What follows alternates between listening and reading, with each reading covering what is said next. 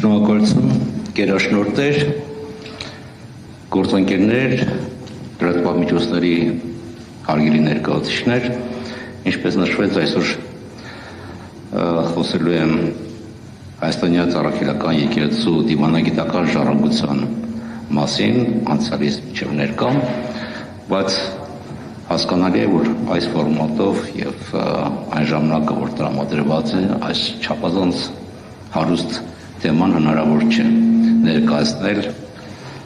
միայն ամփոփ ձևով կանդրադառնամ, բայց օգտվելով առիթից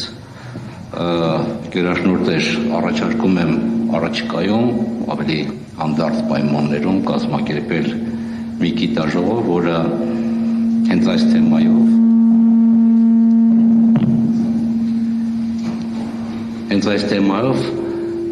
եւ վստահ եմ, որ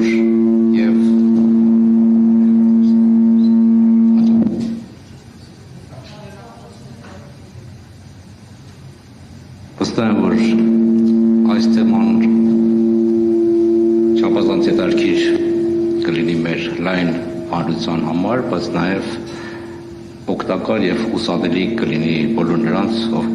ովքեր հետաքրքրվում են եւ ուսումնասիրում են եկեղեցու պատմությունը եւ միջազգային հարաբերությունները։ Հարգելի ներկաներ, գրեթե 2000-ամյակ շարունակ Հայաստանի Առաքելական եկեղեցին եղել է հայ ժողովրդի ոչ միայն հոգևոր անկյունակարը, այլ եզակի դիվանագիտական ներկայացուցիչ եւ միջնորդ տարբեր կայսրությունների եւ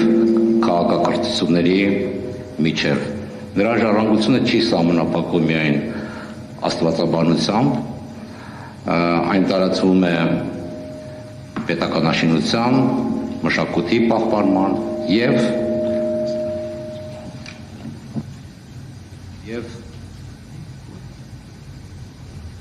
միջազգային երկխոսության խորքերը։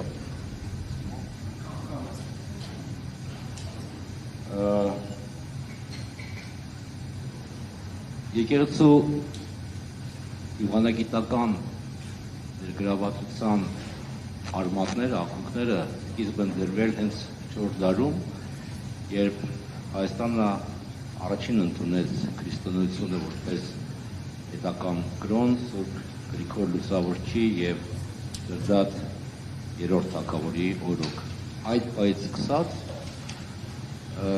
եկեղեցին անբաժան կապված է հայ ժողովրդի ճակատագրի հետ, ոչ միայն որպես կրոնական հաստատություն, այլ մեր ինքնության պահապան եւ ներկայացուցիչ համաշխարհային ասպարեզում։ Միջնադարյան որ ժամանակաշրջանում հայ կաթողիկոսներն ու պարսկացիական հոգևորականները հաճախ հանդես են եկել որպես հատուկ բանագնացներ եւ միջնորդներ։ Նրանք նամակներ են գրել կայսրերին եւ պապերին, կողմնորոշում եւ ուղղորդում են տվել հավատացյալներին Բյուզանդիայի եւ Պարսկաստանի բարդագույն դիվանագիտության պայմաններում եւ պաշտպանել են օտար իրապետության տակ գտնվող հայերի իրավունքները եւ բարեկեցությունը։ Երևս այս ժամանակաշրջանի նշանավոր օրինակն է Ներսես Շնորհալի կաթողիկոսը, որի նամակագրությունը Ռոմի եւ Կոնստանտինոպոլսի հետ արտացոլում է ոչ միայն աստվածաբանական խորաթափանցությունը, այլև քաղաքական եւ դիվանագիտական նրբագեղությունը։ Եկեղեցին դիվանագիտական ուժ էր, երբ մենք չենք ունեցել ոչ դեսպանատներ, ոչ նախարարություններ եւ ոչ էլ բանակ։ Այն բանակցություններ էր վարում հայ համայնքների անվտանգության շուրջ, պաշտպանում էր մեր սրբավայրերը եւ հայերի շահերը, երբ ոչ ոք չէր կարող կամ չէր ցանկանում այդ ծանր բեռը վերցնել իր վրա։ Օտար իրապետության ողջ ժամանակաշրջանում հենց մեր եկեղեցին էր, որ մեր հիշողությունները, մեր ձայնը եւ մեր հույսը տարավ դեպի ապագա։ Մեր եկեղեցիներն էին աշխարհերը եւ մեր նահատակներն էին, որ Հայաստանը կենթանի պահեցին միլիոնավոր մարդկանց սրտերում, Արարատյան հովտից մինչև աշխարհի տարբեր անկյուններ։ Պետականության բացակայության պայմաններում, երբ Հայաստանը բաժանված էր, մասնատված էր եւ ճնճված էր քաղաքական քարտեզից, եկեղեցին պահպանեց մեր ազգային գիտակցությունը գալիք սերունդների համար։ Օսմանյան ժամանակաշրջանում Կոստանդնապոլսի մեր պատրիարքը հանդես էր գալիս որպես էթնարխ, այսինքն հայ ժողովրդի ներկայացիչ սուլտանի մոտ։ Եվ այդ առաքելությունը հանդիսանում էր ոչ միայն կրոնական առաջնորդություն, այլև բանակցություններ եւ միջնորդություն հայերի, շահերի պաշտպանության գործում։ Մեր եկեղեցու դիվանագիտական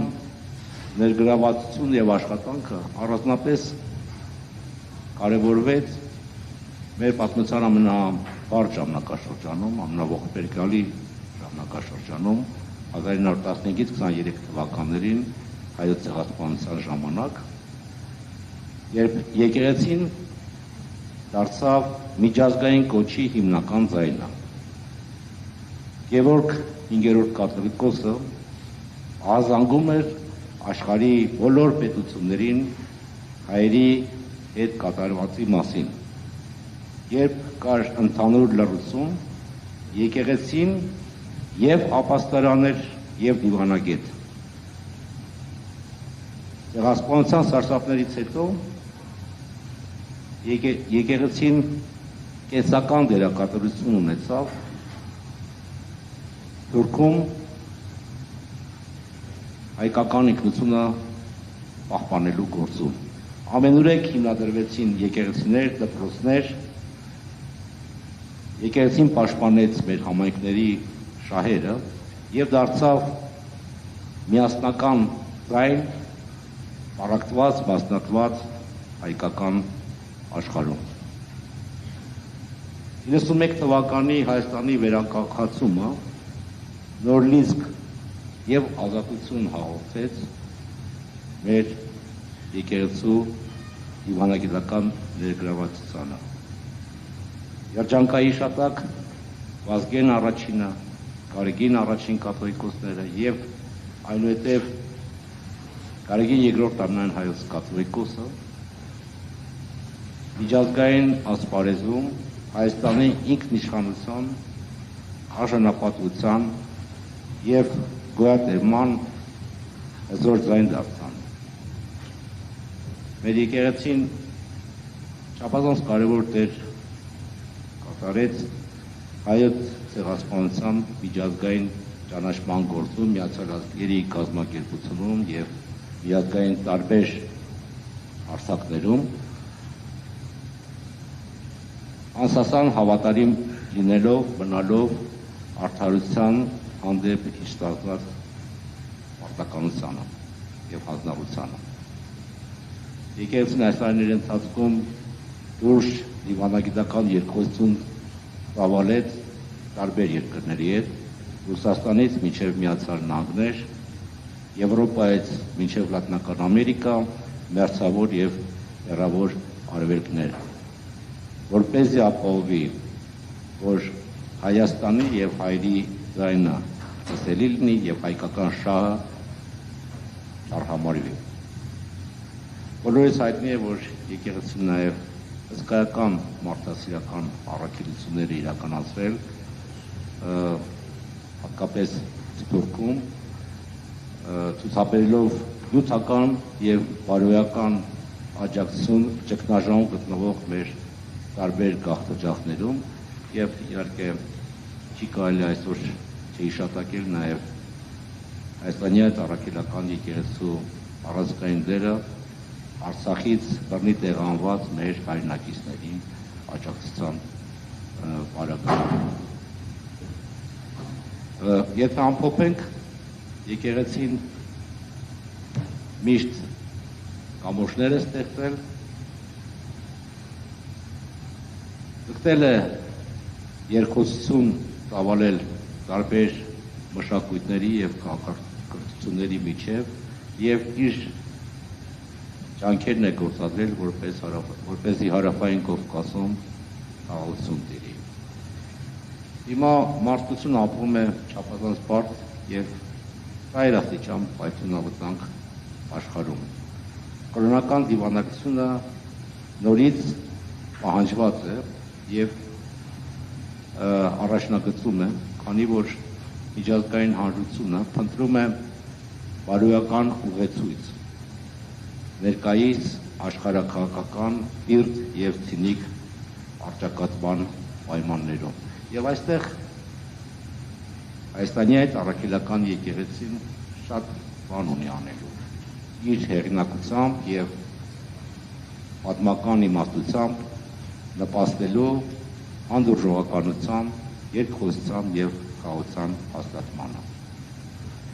Մինչ Հայաստանը դիմակայում է լրջագույն մարտահրավերների, տարածաշրջանային անկայունությունից մինչև մեր ինքնիշխանության եւ սրբազան ժառանգության սպառնալիքների, եկեղեցին այլ տեսակի դիվանագիտական աշխատանք է տանում, որը շատ ավելի խորն է գնում։ Նա պաշտպանում է ազգի հոգին եւ պաշտպանում է արդարությունը։ Եվ ինչպես նշեց Նատան Սրբազանը, Եապար Հայրապետի վերջերս Շվեյցարիա ելույթը մեզ դրա վառ ապացույցն է։ Իհարկե, երբ խոսում ենք ժառանգության մասին, պետք է խոսել նաև ժառանգությունը պաշտպանելու անհրաժեշտության մասին։ Եվ բնականաբար այսօր շատ դժվար է անդրադառնալ իշխանություններ եկեղեցի ներկայիս փոխհարաբերություններին, գիտեմ, որ իմ գործընկեր դոկտոր Գասպարյանը հաջորդ բանախոս հենց այդ թեմայով է խոսելու, ուղղակի մի քանի նկատառումներ։ Հիմա մեր հայրենիքում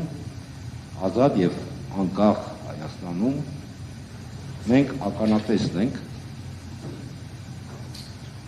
եկեղեցու ազդեցության եւ հեղինակության վրա հարձակումների։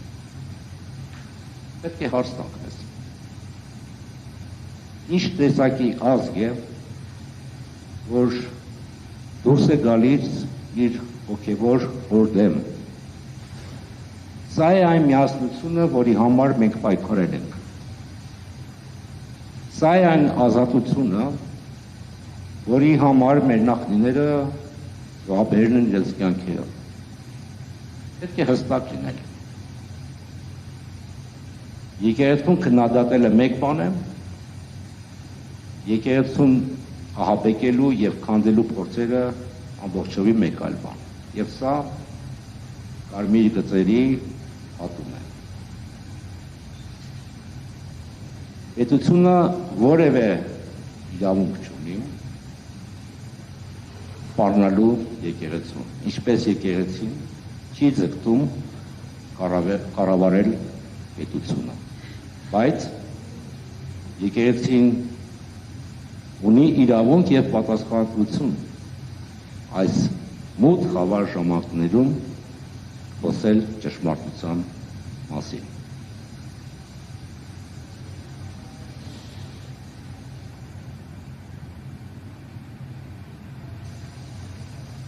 Հայաստանը իսկապես ապրում է խորը ճգնաժամի մեջ եւ գոյաբանական ճգնաժամի մեջ։ Պարակտումը երբեք լավ հարցումների չի բերում, հատկապես հիմա, պարակտման ժամանակը չի։ Ժողովուրդները այս պայմաններում միշտ համախմբվում են կայուն ինստիտուտների շուրջ, ոչ թե քանդում են այդ ինստիտուտները։ Հայաստանյաց առաքելական եկեղեցին քաղաքական կուսակցություն չէ։ Այն անցյալի գործիք չէ։ Այն մեր ազգային, հոգևոր եւ մշակութային շարունակականության կենթանի ուժ է։ Թուլացնել եկեղեցին նշանակում է թուլացնել պետությունը։ Մեր եկեղեցու հիվանդական ժառանգությունը չի ավարտվել։ Այն շարունակվում է այսօր էլ իր աղոթներով, իր վկայությամբ եւ այո, իր հիզախությամբ այս մոտ ժամանակներում ոտքի կանգնելու։ Թող աշխարհը տեսնի, որ հայերը մի ազգ են, որոնք հարգում են։ Հայերը մի ազգ են, որոնք հիշում են։ Հայերը մի ազգ է, որը պաշտպանում է իր հոգին։ Թող Աստված պահապան լինի Հայաստանի Հանրապետությանը եւ հայ ժողովրդին, թող նա պահապան լինի ամենայն հայոց հայրապետին եւ թող նա մեզ իմաստություն տա մնալու հայ, ոչ միայն անունով, այլ նաեւ հոգով։ Շնորհակալություն։ Շնորհակալություն պարոն Այվազյան։ Այժմ հաջորդ զեկույցի համար ես խոսքը փոխանցում եմ քաղաքական գիտությունների դոկտոր Արսեն Գասպարյանին։ Արսեն Գասպարյանը այս թեմայով նաև հոդված էր տպագրել